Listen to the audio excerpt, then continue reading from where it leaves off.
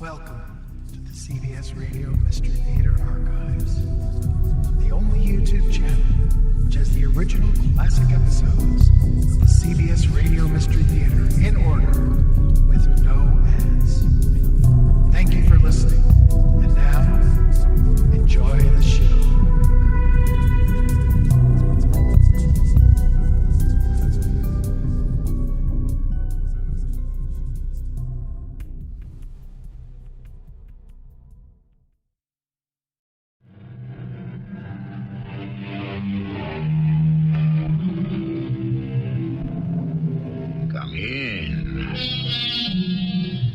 Welcome. I'm E.G. Marshall. William Shakespeare never fails me when I look for an apt phrase that tells it neatly and poetically. For instance, what's past is prologue. I'll repeat that. What's past is prologue. Yesterday's events have shaped today's. Remember that story of the Utah murderer who was almost not sentenced to die? Well, the same thing happened many years ago. The same thing. But it turned out a little differently. Minister, get in touch with the French government. Yes, what for? Everyone knows they've had lots of experience with guillotines, so ask them for one. Just like that, Your Majesty? But tell the French it's just a one-shot deal. After this one time, we're not going to need a guillotine again.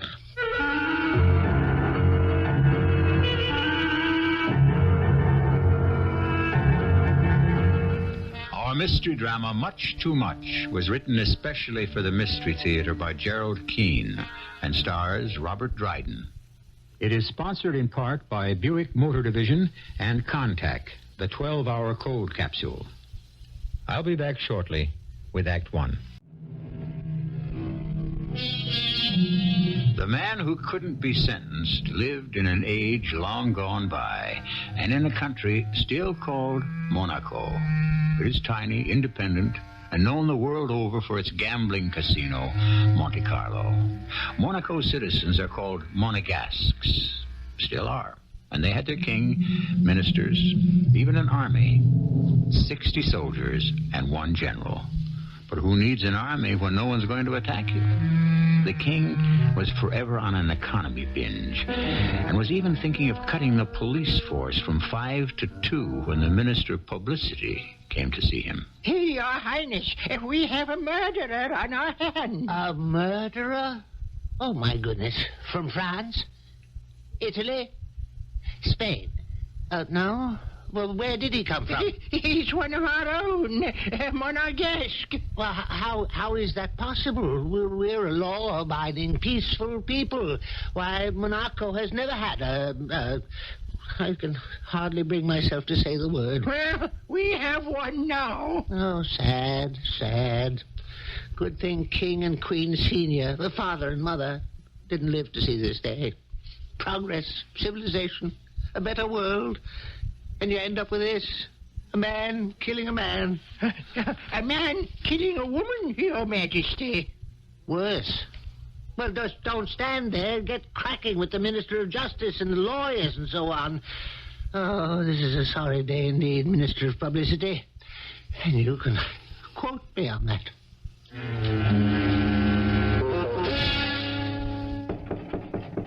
Come in. Well, that's a new one. I've never heard of a jail where the guard knocks before coming in to see the prisoner. Oh, I'm sorry. You see, this isn't really much of a jail, just this room in back of the police station with an ordinary door on it, but it's all we have. Oh, don't think that I don't appreciate your politeness, because I do. But secondly, we've never had a murderer before, and I don't really know how one is supposed to behave without a murderer. Oh, well, you don't have to be frightened. I've only killed once in my life. And it wasn't a man. Yes, the captain told me it's a crime of passion. A crime of passion it wasn't. Just the opposite. It was my wife. Oh, you were defending yourself? Oh, my dear God, you don't wish to hear. It's of no interest to anyone but me. Oh, no, sir. I have a wife, too. It might be very helpful. You know, hints to the married man.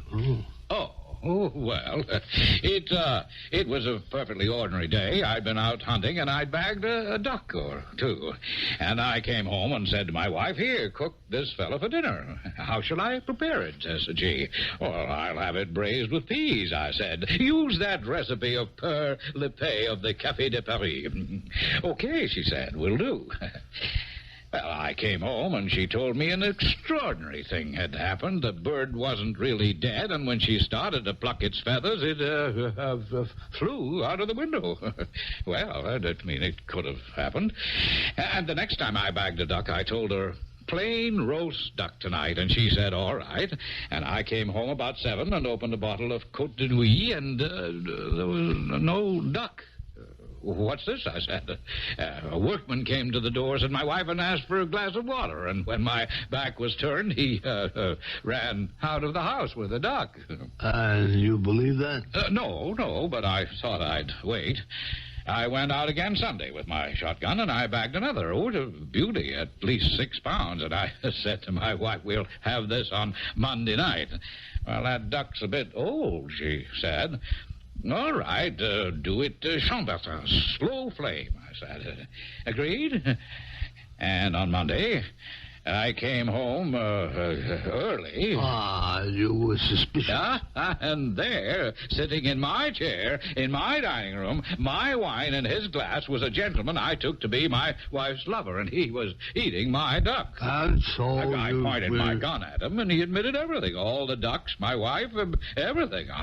I pulled back the trigger. You were defending your honor. My wife screamed and picked up the duck and threw it at me to deflect my aim. The gun went off right through the duck's head into my wife's head. Her lover ran out, called the police, and here I am. With a story like that, you'll get off. Oh, I'm afraid not. If I'd hit him and not her, then I could probably go free as bad luck. And worse, if I may say so, you never even had one duck for dinner. Oh, well, I'm very sorry, sir.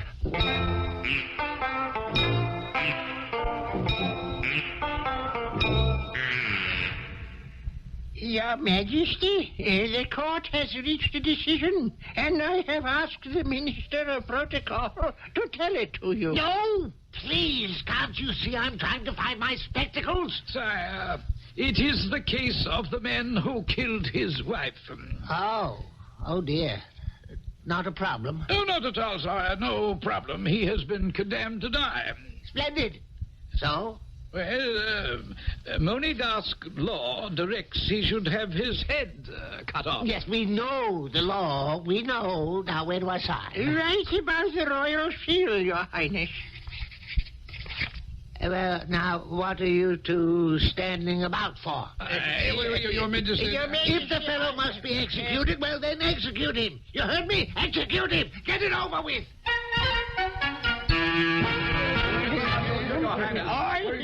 You should have told His Majesty. Put it in round numbers. He would have listened. My dear Minister of Finance, since when does our good king listen? He's not easy to bring bad news to. He dismissed us. He never gave us a chance. And as always, it will be my duty. I can see that. We don't? Never had one. Why not? Other kingdoms do. Never needed one. There's no other way? None. Ah. Since we must execute, I'm afraid the guillotine is the only way. Well, of course, I could have told you that. It seems to me the answer is for us to have a guillotine of our own. Common sense-wise. Yeah, I've got it. Oh, a sudden thought, Your Majesty. Uh-huh. Get in touch with the French. Everybody knows they've had a lot of experience with guillotines. Ask them if they could furnish us one. We'll also need a professional executioner to handle the equipment. That's exactly what we were going to say. But tell the French it's strictly a one-shot deal. We don't ever expect to need one again. Your Majesty, may we? Oh, come in, come in. I always feel like running when I see you, Minister of Finance. Oh. As for you, Minister of Publicity, I don't know what I feel like.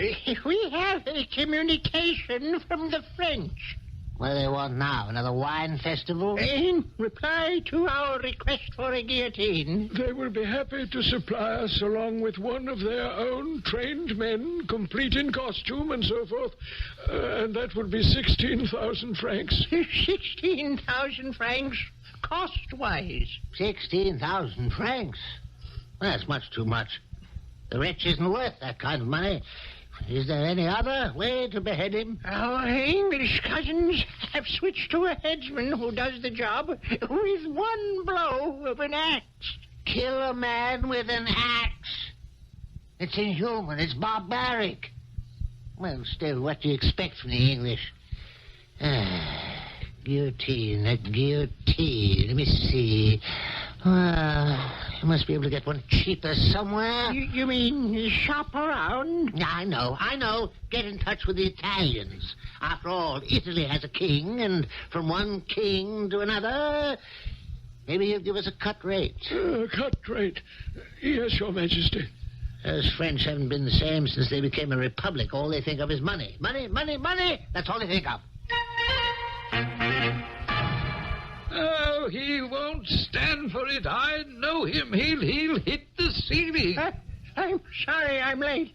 What's the latest? We've just had word from the King of Italy. He'll be glad to help us out in the cost for the entire package, including removal of the remains, will be 12,000 francs. He doesn't want any liras. Oh, dear. I don't know that I wish to be the minister to tell His Majesty that. 12,000 francs? Did you say 12,000 francs? To the sou, Your Majesty. 12. That's 4 less than 16. It's not much of a discount. Now, the rascal is still not worth that kind of money. Well, hardly, Your Majesty. 12,000? To get up that sum, we'd have to tax every adult Monegasque 2 francs a head. I don't think the people would stand for it. Oh, they wouldn't, Your Majesty. No, there'd be a ruddy riot. No, it's still too much. Still much too much. Have I made that clear?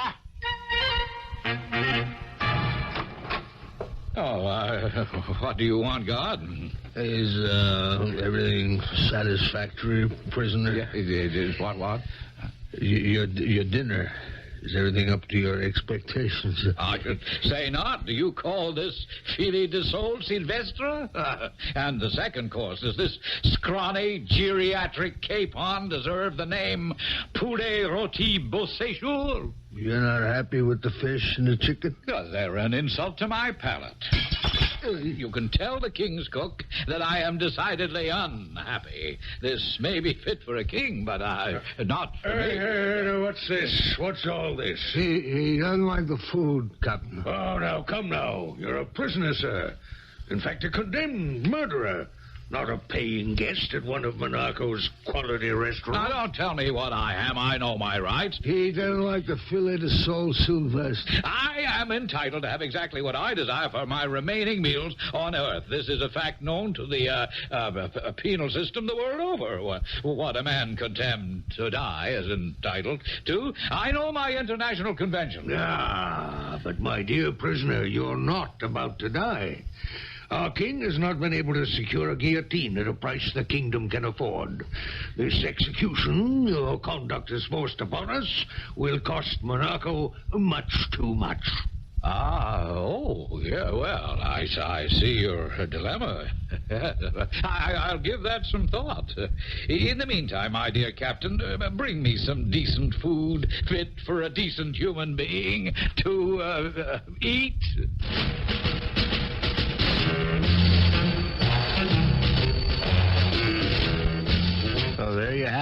An execution that would cost too much. A condemned man demanding his rights. Doesn't justice appear a little topsy-turvy to you? I read something like this quite recently, where it said that too often the rights of the guilty are more observed than the rights of the innocent. The criminal more cared for than the victim. Certainly something has to give. But what? And when? And how? Let's find out when we continue with Act 2. Old Bill Shakespeare hit it right on the head when he wrote, "Liberty plucks justice by the nose. The baby beats the nurse." Isn't that what we have here? A kingdom trying to mete out justice, if it can be had at a bargain. A guilty man screaming about his own rights, oblivious to the right to live of the person he killed. Now back to the story. The next morning, the prisoners summoned the captain of the guards. Oh, yeah. Well, I have been thinking over your problem, Captain, and I believe I can be of some small assistance. I happen to have some excellent personal contacts with the King of Sweden. Sweden, of course, has never adopted the idea of beheading as capital punishment. But I happen to know for a fact, the prisoner told me, that Monsieur Joseph Ignatz Guillotine... The one who invented... Yes, I know. Well, may I finish? Had sent to the King of Sweden a guillotine and an operator on approval. The prisoner said he might be able to persuade the King of Sweden to lend the machine to us so we could have our execution. Oh, well. Good thinking. That's a worthy offer. Should we pass the word along to you-know-who? Oh, yes, I think His Majesty would approve. I'm quite impressed with your prisoner, Captain. Thank you. I can see he's an honorable soul, regardless of his transgressions. One who understands that justice is justice. Here. There is only one slight drawback. Isn't there always? Odds wise. We must bear in mind Sweden is many, many more kilometers from Monaco than France or Italy. It'll take months before we can expect delivery. Sailing vessels, storms, what have you. I'm sure the prisoner won't object to such a stay of execution. Well, he most certainly won't object, but will we? Why should we? Well, it's his term. What, a convicted murderer has terms? In exchange for his personal letter of endorsement to the King of Sweden. Of course. After all, gentlemen, he's got the contact. Endorsing the loan for his own execution. But he wants something in return. I think that's valid. He's the contact man. Our man in Sweden, as it were. He has to be paid off a fee. He wants money? No. The prisoner's fee is that in return he would like his meals every day from today to be of the superlative quality generally reserved for the condemned man's last meal. Do you think the king's cook can deliver? Well, I certainly hope we don't have to import a chef from Paris to feed this undesirable. And he has instructed me to request of the king's cook. Where did I put that piece of paper?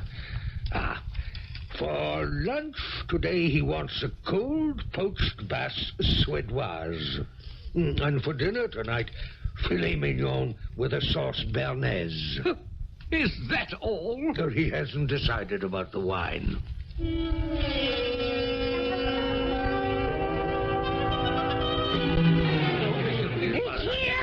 It's arrived. It is arrived. Well, of course it's arrived. We've been watching them all morning, setting it up in the courtyard. I'd say half of Monaco is out there. Well, look at the people.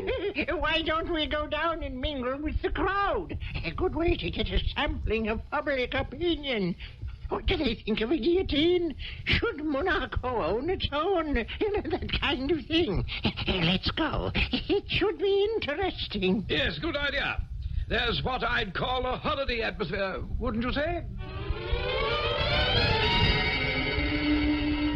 I remember your father was always interested in these happenings, Your Majesty. When he was a prince, we were, as young men in France together during the interregnum. Incognito, I trust? Oh, absolutely. We were at the Hôtel des Cinq, just about as far from the tumbrel as we'll be at this window. Come see. I don't know that I care to, frankly. I've got a queasy stomach. Oh, today is only the test flights downward of the blade, just to make sure. You see those two upright posts with the crossbeam to hold it together?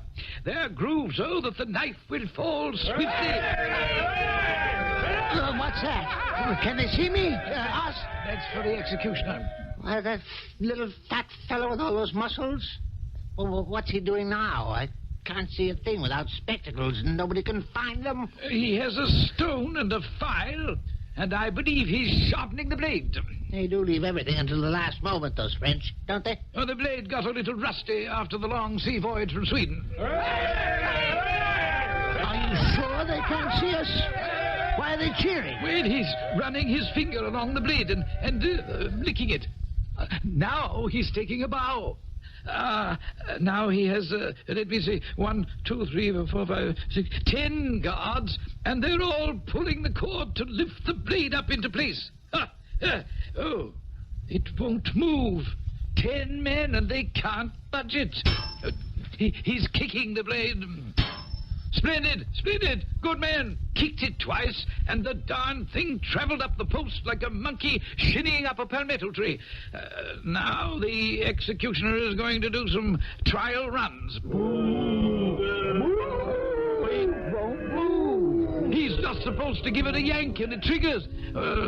Now he's talking to the captain. 10 more men. March! 10 more. March! March! They keep adding men to yank at that thing. It looks like the blade is jammed up there. 1, 2, 3, pull! 1, 2, 3, pull! He's got the whole army on it now. 1, 2, 3, look out!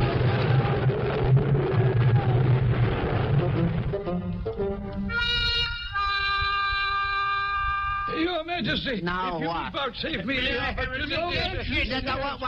One at a time. I think we should thank the King of Sweden for that pile of firewood in the courtyard. We are not amused. I have asked you here for your thoughts on the disposition of the prisoner. Minister of Justice. The law says execution, but not by whom. Might it be done by one of our soldiers? A soldier? I don't see how. Excellent. Why didn't any of you dolts think of that? It's a natural. A soldier to cut a man's head off. But, Your Majesty, After all, in war, soldiers don't mind killing people. In fact, that's what they're trained to do. Send for the general. Soldiers of Monaco, I ask now for volunteers to assist justice in this small but great land of ours. A criminal has been sentenced to be executed, and we need one man who will bravely undertake the task. One man, step forward.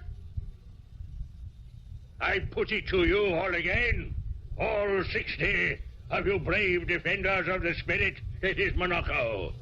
Will one man of you please step forward? I'd say that there'd probably be a few extra francs in it for the man who steps forward. Captain, may I have a word? General, they won't buy it. In combat, yes, but to them execution is cold blood. I had me doubts all along, but the king said do it, so I tried. Well, I'll tell him. I tried to. He'll listen to you, General. You've got more stars. I'll say that a soldier simply does not know how to cut off a head. It is not in our manual of arms.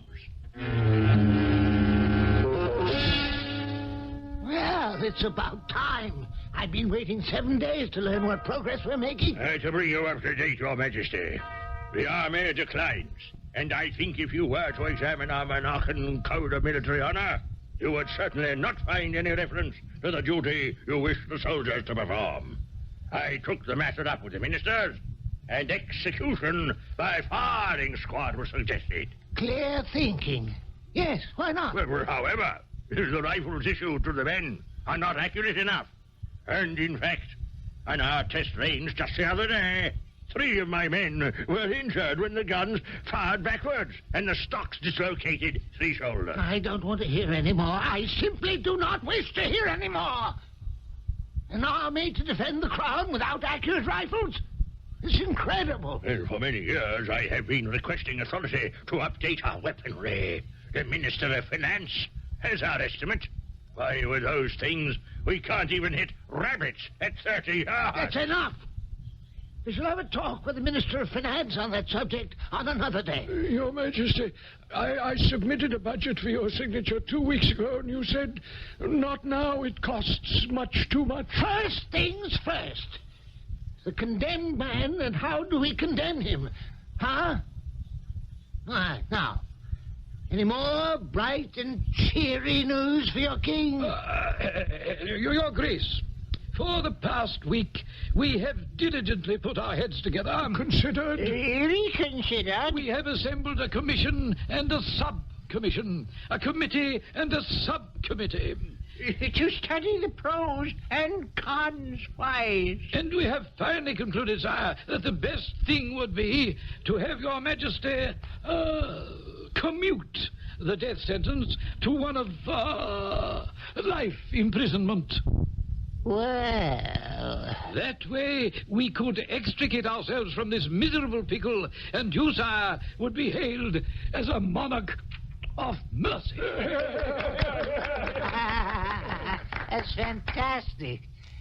And much, much cheaper.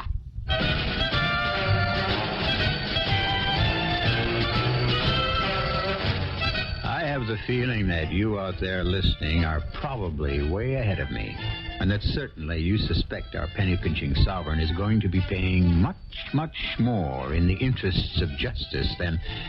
But I shan't give it away. Stay with us and find out with us in Act 3. Let's return to the shenanigans of this extraordinary royal household of the long, long ago days in the history of this tiny country. To begin Act 3, let me just tell you that as soon as the king thought he had solved the problem of the plaguing prisoner, a new obstacle showed up.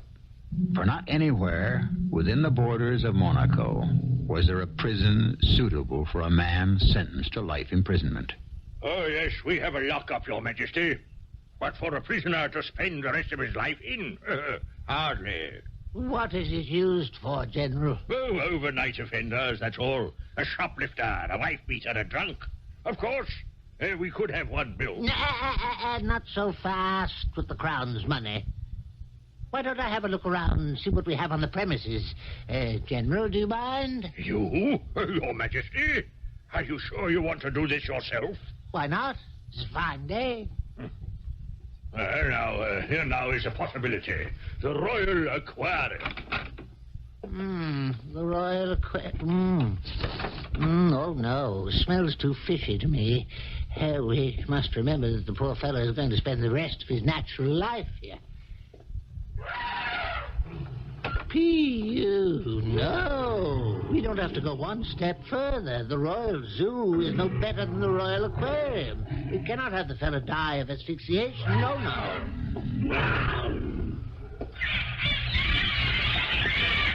The Royal Aviary. Yes, the Royal Aviary. This is quite unsuitable. What did you say? Break his eardrum. What? Let's get out of here.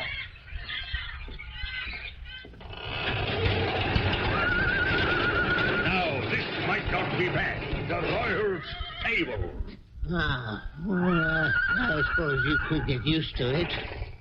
Of course, if we gave it a good cleaning, there are certain advantages. Those small high windows with the bars, even the stalls. Well, I mean, the prisoner could use one for sleeping, plenty of hay and straw, another stall for eating.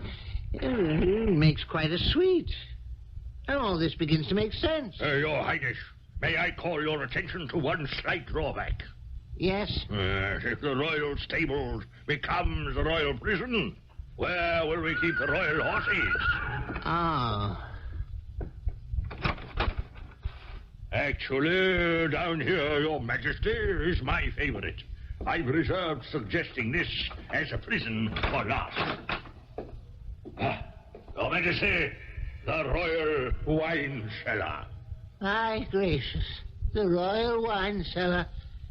I haven't been down here in years. No, not the royal wine cellar for a prison. It's too great a temptation. The very place. How stupid of me. Why didn't I think of it before? We have a stone guardhouse not 50 yards from the palace kitchen door, within full sight of the barracks and the entire army. Well, let's have a look at it. If this place is what you say, I think we can safely announce our decision to our people. You know, my dear General, had the fellow not been so exceedingly cooperative dealing with the Swedes and so forth, I would not have taken such a personal interest in his case. It's quite a good turnout down there. It's a nice crowd. Who's keeping the king? Well, I advised him to make the people wait before he appears at the balcony. The longer they wait, the more docile they are, and it builds up his entrance, anticipation-wise. Oh, Your Majesty, we were just talking about you. Yes, well, will somebody please pull the ermine collar back from my ears? Darned annoying the way it rides up. No, not that way. Pin it to the cloak. Now the crown. It feels crooked. Does it look crooked? I hate this crown. May have fitted farther, but it's much too small for me. Well, now, is everybody ready? Oh, yes, Your Majesty. All right, let's get this show on the road. Fellow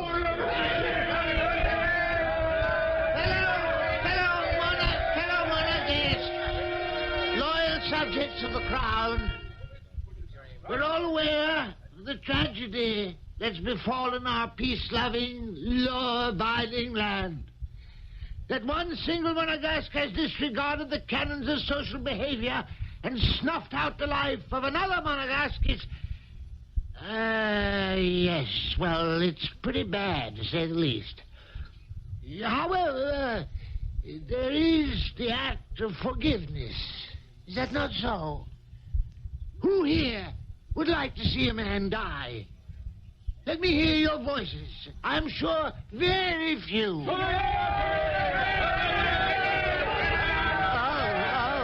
dear. You really are that fond of death for a criminal. However, I, your king, I feel compassion. Let me say great compassion. Therefore, since we would rather our prisoner lived and learned to repent his misdeed, we have decided to commute the death sentence to one of life in prison. Now, let me tell you a little of the arrangements for the safeguarding of the prisoner. He will be incarcerated near the palace, well guarded round the clock by 3 shifts, brought his meals by the guards, and I would say pretty well guarded. All right, and so with this momentous news we conclude, and thank you for your devoted attention. And now, everybody back to work. On the double! Oh, I'm exhausted. How did I do? How did it go? Huh? Marvelous. It's simply marvelous. I don't know. I don't think I grabbed them. Cousin, Your Majesty, can I be familiar just once? I would say that this life imprisonment is the best thing you ever did. Well, at least it's cheaper.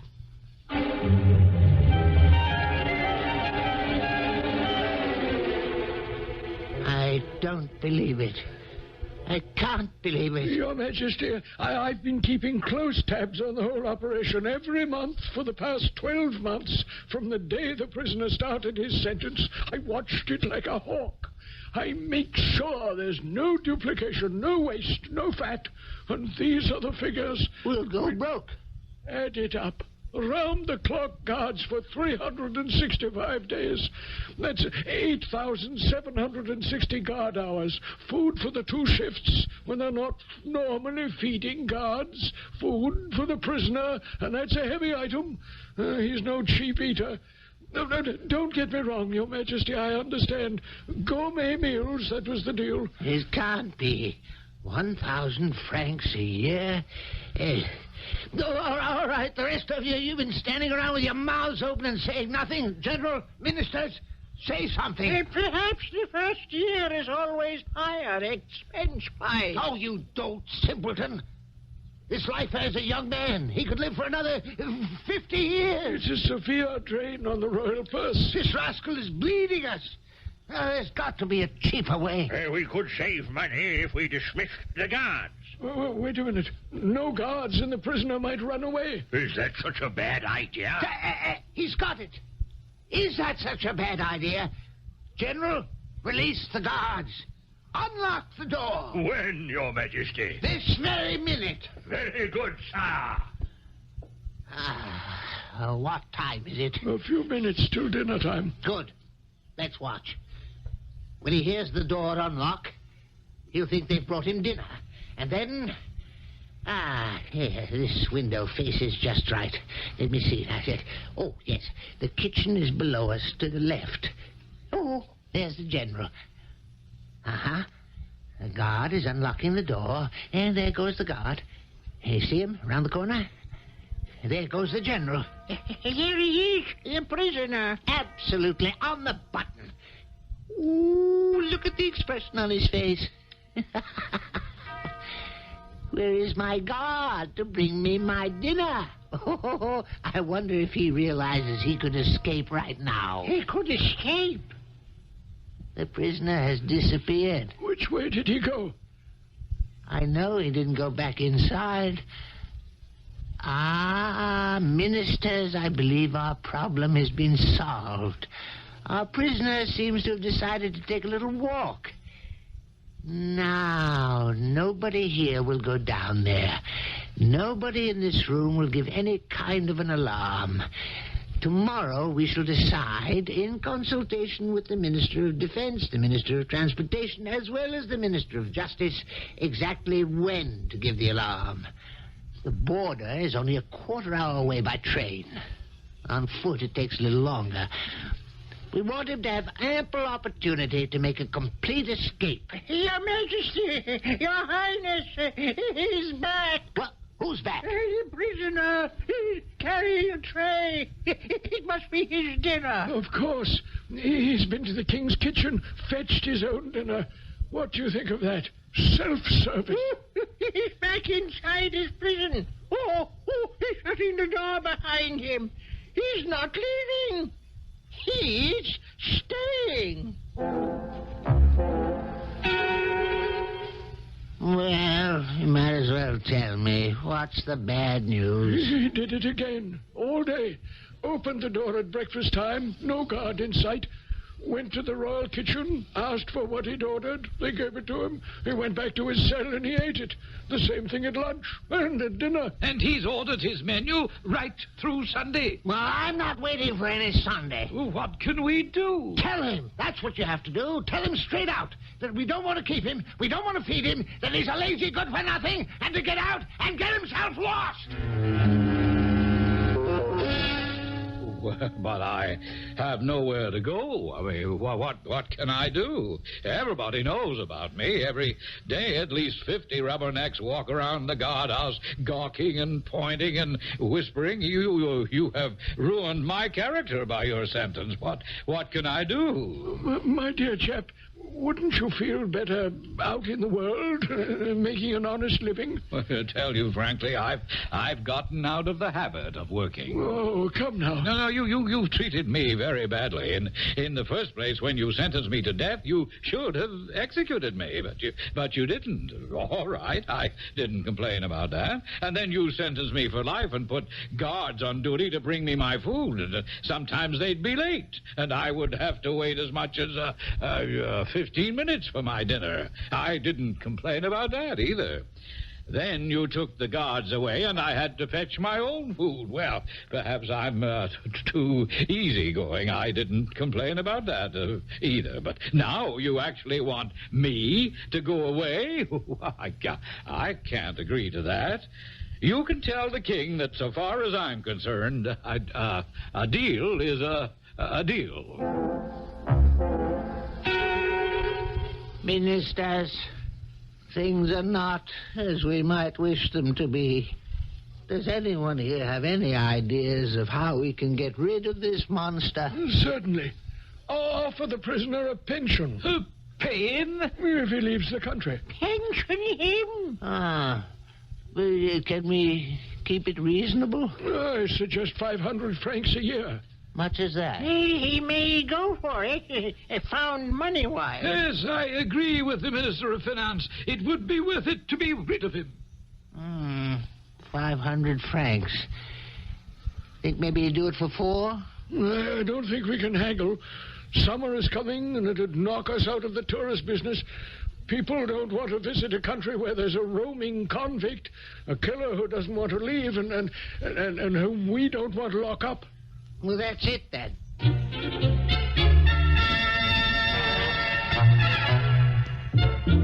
$500 per annum, and that is it.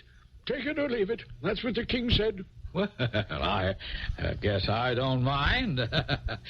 So long as you give me your ministerial assurance to pay it promptly and regularly. Oh, you have His Majesty's word. On that condition, I am willing to do it. Oh, yes. I'd like this year's pension in advance so I can get settled in. Certainly. Good enough. Well, then, I shall be off. See you next year, same time. Oh, and, Minister, there's a half a bottle of Montrachet over there, if you'd like to finish it. It's an excellent year. It's a pity to let it go to waste. And so the matter was settled. The prisoner took his money, took the train, and in 15 minutes was out of the country. He bought a bit of land just across the frontier and started market gardening. He never went hunting again. He never married again. Once a year, he goes to the palace, draws his pension, goes to the gaming tables, stakes 3 francs, sometimes wins, sometimes loses, and returns home. And there's a bit more to this tale, which I will tell you when I return.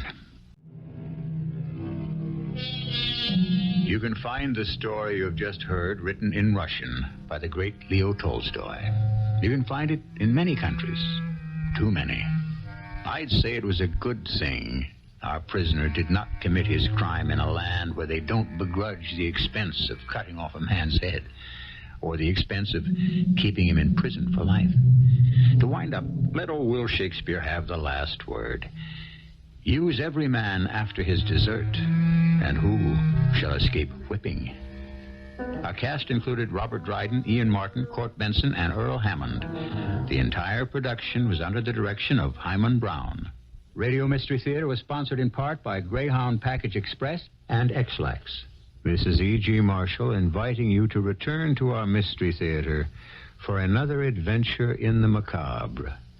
Until next time, pleasant dreams.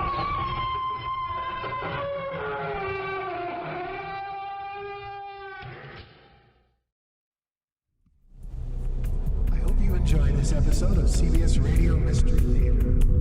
If you've enjoyed this and want to hear more, please subscribe